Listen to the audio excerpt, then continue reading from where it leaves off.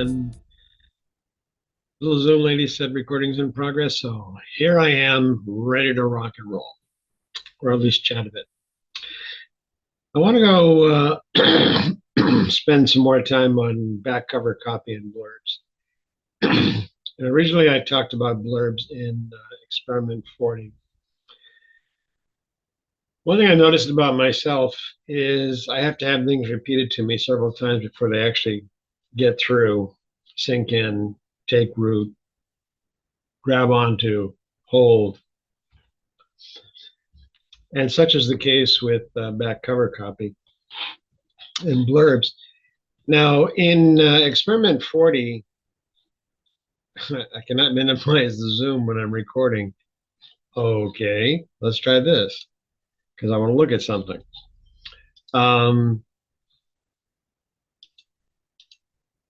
If I find it. In Experiment 40, I talked about pitch and log line. In a setting, a protagonist has a problem caused by an antagonist and faces conflict as they try to achieve a goal. That's a great pitch, great log line. Sums up everything in one line. I've recently, having my second read of Sarah Painter's Stop Worrying, Start Selling. It's an excellent book. I do recommend it. I've read it twice, making more notes out of it. And last night I read something again.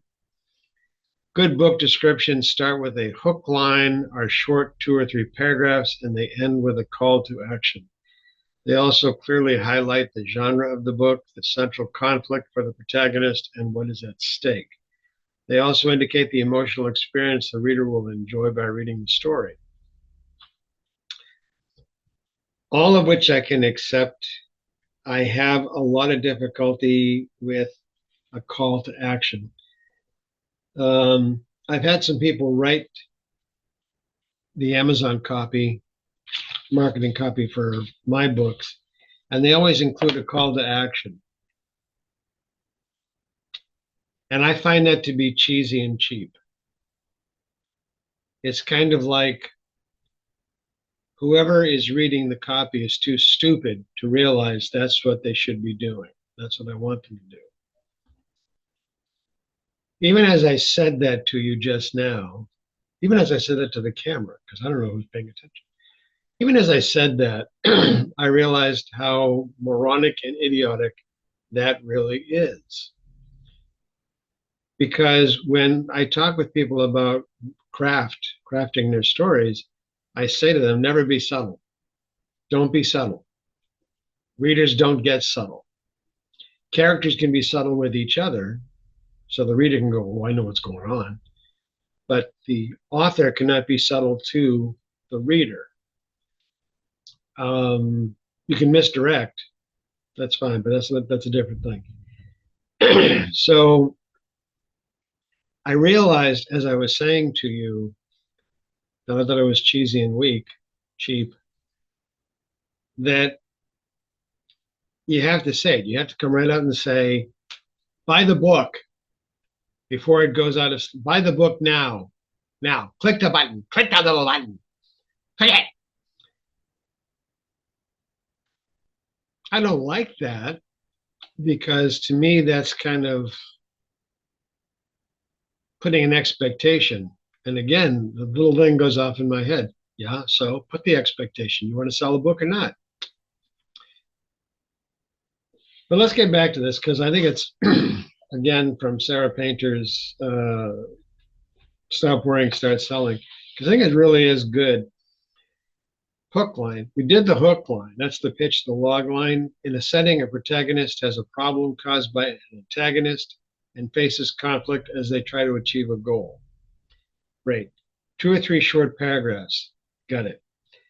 Those 2 or 3 short paragraphs have to get the reader or the customer, whatever you want to call them, into the story enough that they pick up the book and want to go further.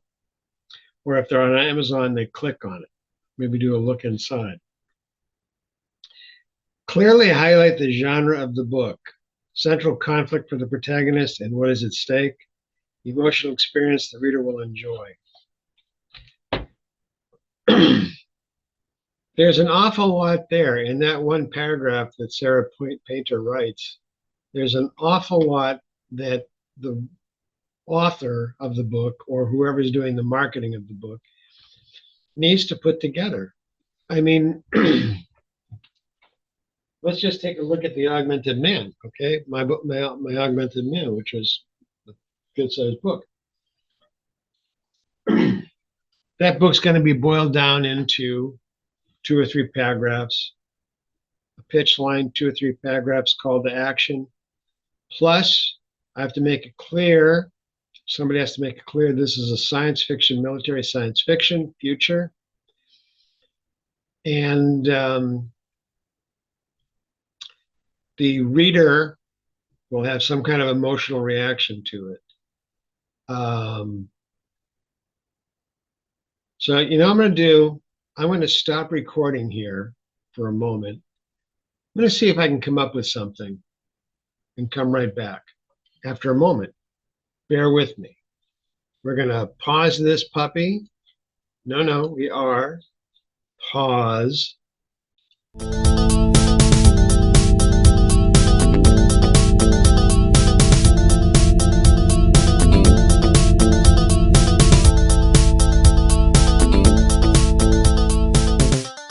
Well, again, I was gone for probably an hour, maybe a little bit longer. By the way, we're listening to Bach. I don't know if I mentioned that.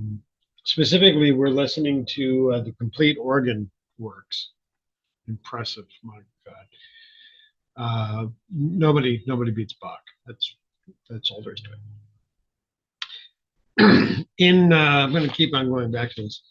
In Sarah Painter's book, she mentions that doing a good blurb is hard. It's work. And yeah, it was. One of the things I had to recognize was, or I had to understand, did I really know the root, the cause, the source of the story? Not meaning what caused me to write it, but instead, all the fluff out of the way, what's the story really about? What's happening? Very concisely. And I chose a story or a novella that I plan on publishing in 2026, early 2026. We cover a triptych, which you can pre-order on my blog. You should. Anyway, took me a while. And here's what I came up with as a blurb for the novella. In a bizarre nightmare world, Gerrold is relentlessly attacked by grotesques who thwart his every attempt at escape until an angelic being appears and offers him a way out. That is, in a setting, a protagonist has a problem caused by an antagonist and faces conflict as they try to achieve a goal. The being acquiesced does not do the work of escape for Gerrold and instead guides him to make his own discoveries about escaping and what it means to be free. With acquiesce's guidance, Gerrold realizes escaping the nightmare means challenging the source of that nightmare and understanding how hells are made. So that's the first paragraph. Okay, we have 2 more. Gerrold travels to the nightmare's source and faces its creator only to discover he has constructed the nightmare himself. Can Gerrold destroy the part of himself which has imprisoned him, set himself free, and heal from the things he's let happen? So hopefully that tells the reader that this is going to be an internal type of conflict, an internal hero's journey, if you will. Now we come to the final one. Fans of Guillermo del Toro and M. Night Shyamalan's work will appreciate this dark psychological fantasy. Right there, I have clearly highlighted the genre of the book, central conflict of the protagonist and what is at stake, which forces the reader to recognize their own hells and offers paths out of them. Call to action. Read it now before your own hells, especially those you carry and don't recognize, overwhelm you. That also has the emotional experience the reader will enjoy by reading the story. Not sure if I'd call it enjoy, but worthwhile, definitely. And I'll have all this in the post. It's a lot of work, yes.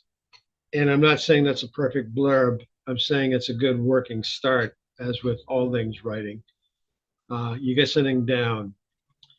What it caused me to have to do is really look at the story, which I know well. I wrote the original version of the story back in the 1990s, as I did with so much of my work.